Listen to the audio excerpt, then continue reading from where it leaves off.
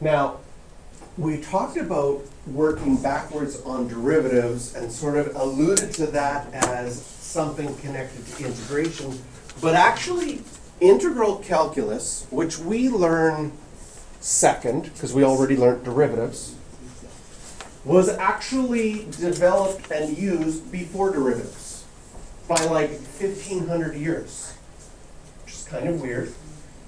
And integration, in its most part, is used to find areas under curves and volumes. So finding areas has been an important part of mathematics for a long time.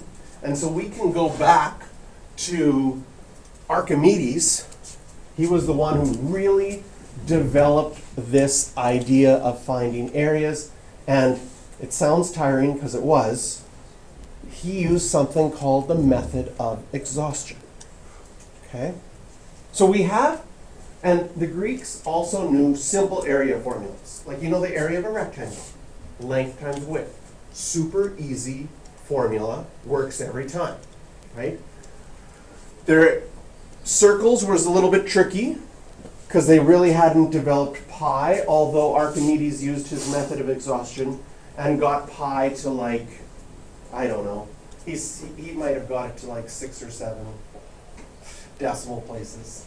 And you know what? I actually didn't do that on purpose. That was just,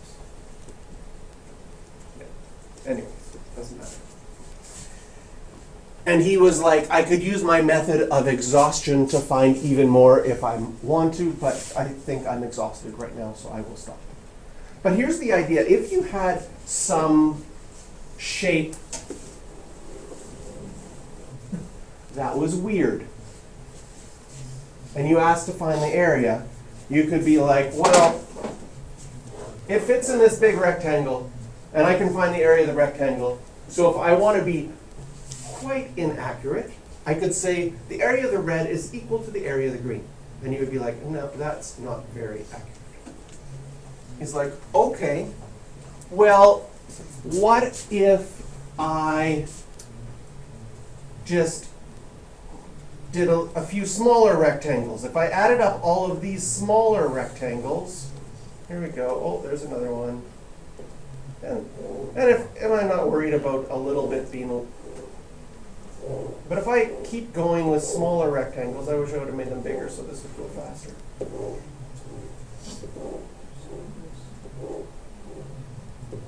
Okay. If I added up those rectangles, would it be better than my first estimate? Absolutely. And his method of exhaustion is saying, oh yeah, I could go smaller. I can make smaller rectangles. And he made a bunch of smaller rectangles. And this one, currently we would be adding up what? 15, 20 rectangles? Well, what happens if I add up 80 rectangles? That'd be pretty accurate, but would it be perfect? No.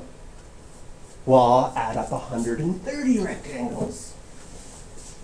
Would it be more accurate? Yes. Would it probably be accurate for almost everything you would need to do in human life on Earth at 130 rectangles? Yes. It would probably be accurate to 5 or 6 decimal places. But you could get more accurate if you did more. And so the Greeks knew this idea of, I can find an area by just finding smaller areas and adding them up, and it's going to be close, but not exact. Okay?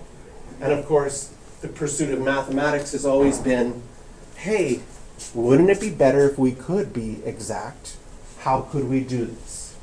And blows our mind that 1,500 years later, after finding derivatives, that these two seemingly really different concepts, because derivatives are slopes of tangent lines.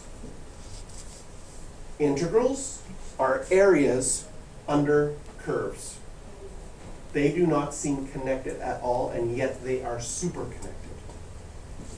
So we're going to find out how that works and look at that. But we start off with the idea of anti-differentiation. which we're going to find out is also called the indefinite integral. And this is us working backwards. So if you had f prime equals 2x, the antiderivative would be working backwards, and you know that it's x squared. But that x squared could have a number after. Could have plus 2. Could have minus pi. And so what we do to show that is we say there's an infinite number that could work, and we're going to say that the original function is x squared plus c, where c could be any real number possible.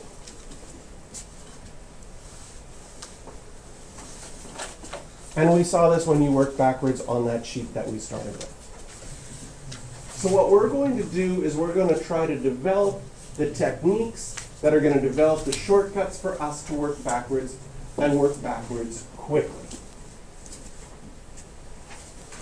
All right, so first of all, some notation stuff, right? We have our notation for derivatives for the indefinite integral, and the indefinite integral, we have the word indefinite because of that plus c, because there's an infinite amount of answers. So there's not exactly one answer that's right. That's why it's called indefinite. And we learn this new symbol, which is like this. I like to make a big scrolly S plot on something. It's like, I don't know, a hook. It's integral sign. That's the best way to describe it. It's quite a bit bigger than the functions. And this is the indefinite integral. Later we will do definite integrals as well. So that's all the antiderivatives of 2x when you add the plus c.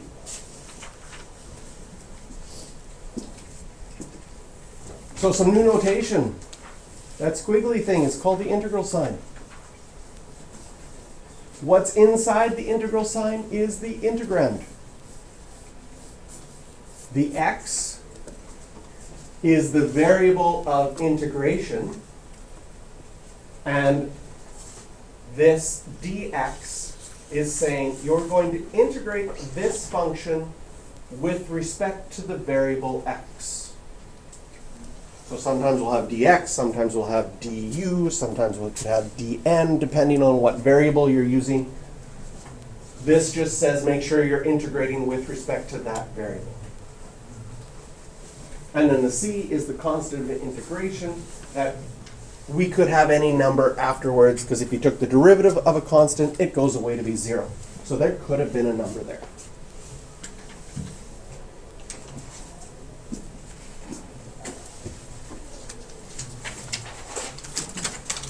So if you have any function, if you do the derivative, you get the derivative. If you use the antiderivative, you get the antiderivative function. So you could work backwards, doing the antiderivative, work forwards, doing the derivative. So they're connected that way, and they're a great way to check, because you will be better at doing derivatives than you will be at doing antiderivatives. And it is much easier working forward than undoing stuff. Like there are some antiderivatives out there that you just can't do. We do not have the mathematics to do it easily. We have techniques to do it kind of, but there's a lot of stuff out there that doesn't work out nicely. Okay? Here's one of the reasons. Take some of our other derivative laws, like the product law. It gets big, right? So someone did the product law and it got big. And then they decided to do some simplifying. Then it would be very hard to undo it. And I often tell, here, I'll pause the video here, I don't need this story.